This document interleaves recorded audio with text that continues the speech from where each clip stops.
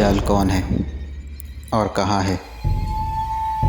हमारे नबी सल्लल्लाहु अलैहि वसल्लम ने दज्जाल को उसके बचपन में ही देख लिया था। हज़रत उमर रज़ियल्लाहु अन्हु ने दज्जाल को देखकर छोड़ क्यों दिया? दज्जाल की माँ कौन थी? आखिर दज्जाल फिर गया कहाँ? आज दज्जाल से कौन जाकर मिल रहा है?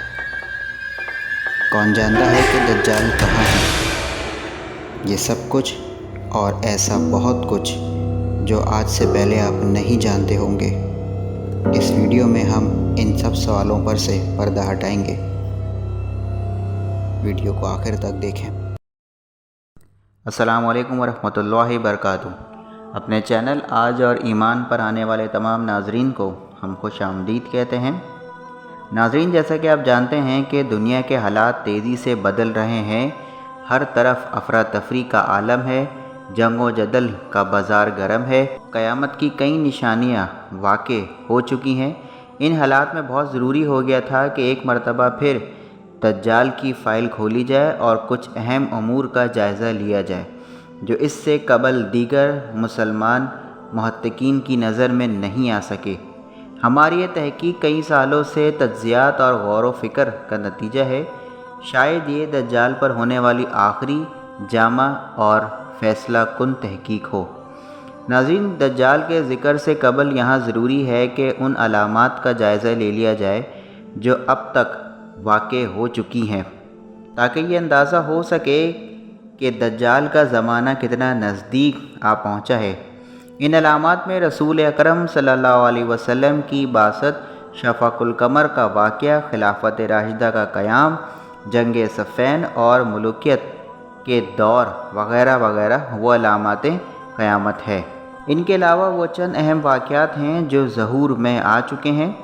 हज़रत अबू हुरैरा रज़ियल्लाहु अन्हु से रिवायत है कि रसूल अकरम सल्लल्लाहु अलैहि वसल्लम ने इरशाद फरमाया कि क़यामत उस वक्त तक ना आएगी जब तक तुम तुर्कों मंगलों से जंग ना कर लो, जिनकी आँखें छोटी, चेहरे सुर्ख और नाकें छोटी और चपटी होंगी। ये तातारी थे जो सन 655 हिजरी में तुर्किस्तान मंगोलिया से कहरे इलाही बनकर आलम इस्लाम पर टूट पड़े थे। तातारियाँ के हाथों 656 हिजरी में सकूते बगदाद का इबरतनाक हादसा भी पेश। हज़रत अबू हुरैरा रज़ियल्लाहु अन्हु से रिवायत है कि रसूल अक़दस सल्लल्लाहु अलैहि वसल्लम ने इरशाद फरमाया, क़यामत उस वक्त तक ना आएगी कि यहाँ तक कि सरज़मीन हिजाज़ में एक आग निकलेगी जो बसरा में ऊँटों की गर्दनें रोशन कर देगी। हदीस की पेशगोई के मुताबिक आग बसरा जैसे दूर दराज मकाम पर भी देखी गई। इस आग की खबर तवातुर के साथ पूरे आलम इस्लाम में फैल गई थी। तहकीकात के बाद मालूम हुआ कि मदीना मुनव्वरा के नवाही पहाड़ों में ज़लज़ले के साथ कोई आतिश फ़िशा पहाड़ फट गया था, जिसकी आग सैकड़ों मील तक नज़र आई। हज़रत औफ़ बिन मालिक रज़ियल्लाहु अन्हु से रिवायत है कि जंग तबूक में आप सल्लल्लाहु अलैहि वसल्लम की खिदमत में हाजिर हुआ। आप सल्लल्लाहु अलैहि वसल्लम चमड़े के ख़ैमे में तशरीफ़ फरमा थे। आप सल्लल्लाहु अलैहि वसल्लम ने फरमाया, क़यामत से कबल 6 चीज़ों को गिन ले, मेरा फौत होना, बैतुल मुक़द्दस का फ़तह होना, फिर तुम में एक आम वबा फैलेगी जिसे बकरियों की बीमारी होती है, फिर माल बहुत ज़्यादा होगा, फिर एक फ़ितना ज़ाहिर होगा जो अरब के हर घर में दाखिल होगा। हज़रत अब्दुल्ला बिन सलाम रज़ियल्लाहु अन्हु से रिवायत है कि रसूल अकरम सल्लल्लाहु अलैहि वसल्लम से उन्होंने पूछा कि क़यामत की निशानियों में से पहली निशानी कौन सी होगी? तो आप सल्लल्लाहु अलैहि वसल्लम ने इरशाद फरमाया, क़यामत की घड़ी की पहली निशानी एक ऐसी आग होगी जो लोगों को हाँक कर मशरिक़ से मग़रिब की जानिब ले जाएगी। नाज़रीन, अगर इस हदीस का जायज़ा लिया जाए और गहराई में जाकर इसके मतलब को समझा जाए तो पता चलता है इस हदीस में आग से मुराद रुपए पैसे की लालच, हवस और अंधी तकलीद हो सकती है, जो लोगों को मशरिकी ममालिक से घसीट कर मग़रिबी ममालिक की तरफ ले जा रही है। आज हर शख्स की ख्वाहिश है कि वो किसी तरीके से यूरोप اور امریکہ پہنچ جائیں یا ان کے نظریات یا افکار کو اپنا لے، جیسے کہ آج ہمارے دور میں ویلنٹائن ڈے بنانا، چلڈرنس ڈے بنانا، مدرز ڈے بنانا وغیرہ شامل ہے۔ حضرت عبداللہ بن مسعود رضی اللہ عنہ سے مروی ہے کہ رسول اکرم صلی اللہ علیہ وسلم نے فرمایا، اس امت میں 4 فتنے ہوں گے اور ان میں سب سے آخری گانا بجانا ہوگا۔ اور ناظرین، یہ تو ہم خود بھی دیکھ رہے ہیں کہ آج ہمارے معاشرے میں بالخصوص ہمارے نوجوان کس طریقے سے گانا بجانا یا گانا سننے کو مقدم سمجھتے ہیں اور شادی بیاہ کی تقریب میں گانا بجانا اپنے لیے فرض سمجھتے ہیں، اور جس فحاشہ کا جی چاہتا ہے اپنے ہنر کی ویڈیو بنوا کر وائرل ہو جاتی ہے۔ ناظرین، اب دجال کا ذکر کرتے ہیں کہ دجال کون ہے۔ دجال کے بارے میں مسلمانوں میں مختلف رائے پائی جاتی ہے۔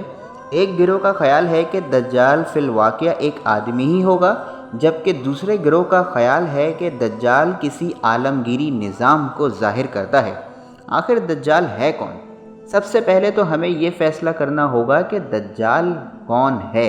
یہ جاننے کے لیے احادیث کا باریک بینی اور منطقی دلائل سے تجزیہ کرنا پڑے گا۔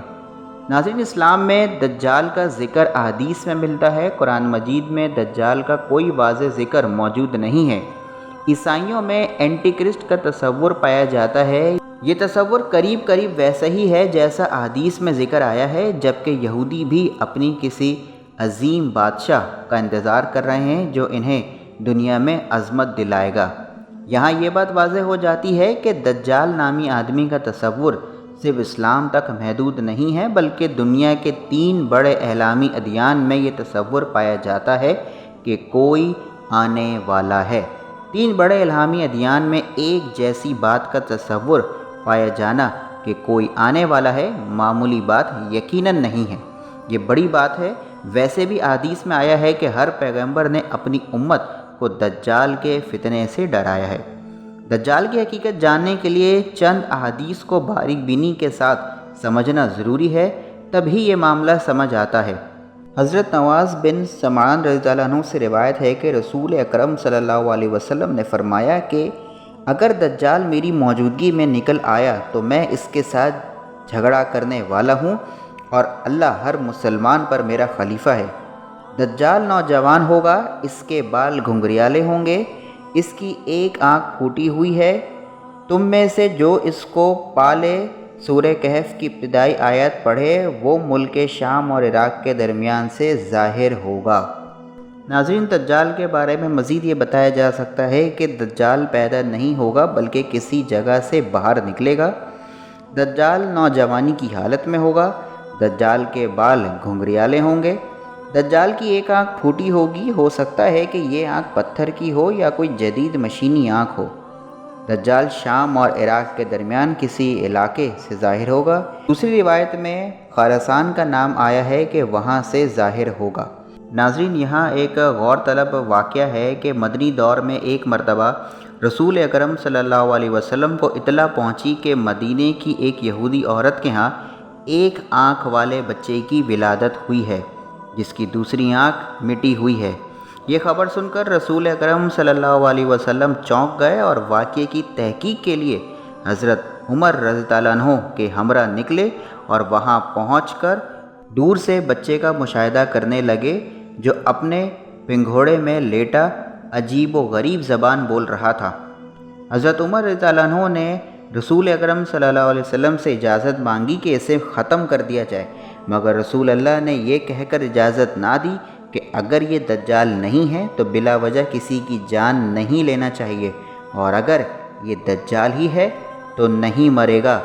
بعد میں واپسی پر حضرت عمر رضی اللہ عنہ بار بار قسم کھاتے تھے کہ باخدا یہی دجال ہے، اور اس پر رسول اللہ صلی اللہ علیہ وسلم نے خاموشی اختیار کی اور حضرت عمر رضی اللہ عنہ کی بات پر انکار نہیں فرمایا۔ ناظرین، حدیث میں اس بچے کا نام ابن زیاد بتایا جاتا ہے۔ یہ بچہ مسلمانوں کے سامنے پلا بڑا اور جوان ہوا۔ حیران کن بات یہاں پر یہ ہے ناظرین کہ جب جنگ احزاب ہوئی تو اس جنگ احزاب کے بعد اچانک یہ بچہ سب کی نظروں سے غائب ہو گیا۔ پھر کسی کو اس کے بارے میں کچھ نہیں پتہ۔ کسی نے اس جنگ کے بعد اس بچے کو دوبارہ اس علاقے میں نہیں دیکھا۔ اس بچے پر ہر مسلمان کو شک تھا، خصوصاً حضرت عمر رضی اللہ عنہ کو۔ ناظرین، بخاری کی روایت ہے کہ دجال کی دونوں آنکھوں کے درمیان کافر لکھا ہوگا۔ ابو داؤد کی روایت ہے کہ جو بھی شخص دجال کا زمانہ پائے اس کے سامنے نہ جائے۔ مسلم شریف کی روایت ہے کہ دجال دنیا کے ہر شہر میں داخل ہوگا سوائے مکہ مدینہ کے۔ مسلم شریف کی ایک اور روایت کے مطابق دجال کا فتنہ 1 سال 2 ماہ اور 2 ہفتے کا ہوگا۔ مسلم شریف کی روایت کے مطابق جو لوگ دجال کو پہچان کر اپنے ایمان پر قائم رہیں گے ان پر دجال کا کوئی فریب نہیں چلے گا۔ حدیث کی مختلف کتابوں میں دجال کے جو حالات بیان کیے گئے ہیں ان کے تجزیے سے اندازہ ہوتا ہے کہ شاید دجالی دور شروع ہو چکا ہے۔ وہ انتہائی ظالم اور بد کردار حکمران ہوگا، ہر جگہ حق و سچ کی مخالفت کرے گا، اس کے پاس معززانہ طاقتیں ہوں گی اور اپنے اقتدار کا بدترین استعمال کرے گا۔ اس کے پاس مشرق سے مغرب تک سفر کرنے کے لیے ایسی سواری ہوگی جو 1 یا اس سے بھی کم دن میں سفر طے کرے گا۔ جو لوگ اس کی فرمانبرداری کریں گے ان کے لیے زندگی جنت بنا دے گا، اور جو نافرمانی کریں گے ان کی زندگی کو جہنم کر دے گا۔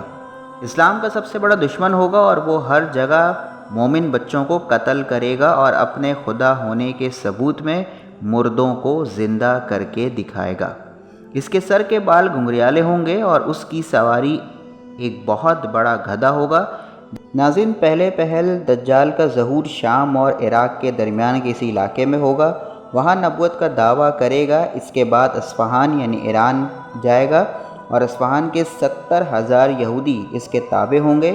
ناظرین، ہم یہاں آپ کو ایک اہم معلومات دیں گے کہ دجال کا یہودیوں سے بہت گہرا تعلق ہے، کیونکہ دجال یہودیوں کے ہاں پیدا ہوا تھا اور یہودی اپنے مسیحا کا انتظار کر رہے ہیں جو انہیں دنیا میں دوبارہ عزت دلائے گا۔ یہ لوگ آج پوری دنیا کی معیشت اور نظام تعلیم پر قبضہ کر چکے ہیں۔ یہ لوگ بھی اپنے کسی بادشاہ کا انتظار کر رہے ہیں جو پوری دنیا پر حکمرانی کرے گا۔ ناظرین، اب سوال یہ پیدا ہوتا ہے کہ دجال جو دنیا میں موجود ہے لیکن یہ دنیا میں ہے کدھر؟ ناظرین، دجال اس وقت کسی سمندر کی تہہ میں موجود ہے۔ بعض کے نزدیک وہ برمودا ٹرائنگل میں موجود ہے اور بعض کا خیال ہے کہ وہ کسی نامعلوم جزیرے میں یہودیوں کی عبادت گاہ میں مقید ہے۔ احادیث سے بھی ثبوت ملتا ہے کہ وہ کسی نامعلوم جزیرے میں قید ہے۔ حضرت فاطمہ بنت قیس سے روایت ہے کہ رسول اکرم صلی اللہ علیہ وسلم نے فرمایا، دجال شام کے دریا میں یا یمن کے دریا میں ہے یا بلکہ مشرق کی جانب ہے، اور آپ صلی اللہ علیہ وسلم نے اپنے ہاتھ سے مشرق کی جانب اشارہ کیا۔ حضرت عبداللہ بن سر سے روایت ہے کہ رسول اکرم صلی اللہ علیہ وسلم نے فرمایا، جنگ عظیم اور قسطنطنیہ کی فتح کے درمیان 6 برس کا فاصلہ ہے، 7ویں سال دجال نکلے گا۔ دجال کہاں پر ہے حتمی طور پر تو کچھ نہیں کہا جا سکتا، لیکن اس بات میں کسی کو کوئی شک اور شبہ نہیں ہونا چاہیے کہ دجال اس وقت دنیا میں موجود ہے اور وقت مقررہ پر نکلے گا۔ ناظرین، یہ بات دعوے سے کہی جا سکتی ہے کہ اس وقت موجودہ یہودی یعنی اسرائیل کے کچھ بڑے مذہبی افراد بہت اچھے طریقے سے جانتے ہیں کہ دجال کہاں پر ہے اور کس حالت میں ہے۔ جی ہاں ناظرین، وہ اس کے لیے کام کرتے ہیں اور خبریں پہنچاتے ہیں، لیکن ہمارے لوگ نہیں جانتے۔ لوگ ہرگز نہیں جانتے کہ دنیا کو چلانے کے لیے آخر مشورے آتے کہاں سے ہیں۔ لوگ بہت بے خبر ہیں اور سائنس اور ٹیکنالوجی کے لبادے میں مدہوش ہیں۔ آخر میں ناظرین، ہم یہی دعا کریں گے کہ اللہ تعالی ہمیں اور ہمارے اہل و عیال کو دجال اور اس کے فتنے سے محفوظ رکھے۔ حضور اقدس صلی اللہ علیہ وسلم نے فرمایا، جو آدمی سورہ کہف کی ابتدائی 10 آیات یاد کر لے گا وہ دجال کے فتنے سے محفوظ رہے گا۔ ایک دوسری روایت میں آخری 10 آیتوں کا ذکر ہے۔ ناظرین، بہتر یہ ہے کہ اگر ہم اپنا کچھ وقت نکال کر سورہ کہف کی شروع کی 10 اور آخر کی 10 آیات کو یاد کر لیں گے تو انشاءاللہ اللہ تعالی ہمیں دجال اور موجودہ دور کے ہر فتنے سے ہماری اور ہمارے رشتہ داروں، ہمارے گھر والوں اور ہمارے عزیز و قارب کی حفاظت فرمائے گا۔ اللہ تعالیٰ آپ کا اور ہمارا حامی و ناصر ہو۔ नाज़रीन वीडियो पसंद आई हो तो लाइक करें, हमारे चैनल आज और ईमान को सब्सक्राइब करें।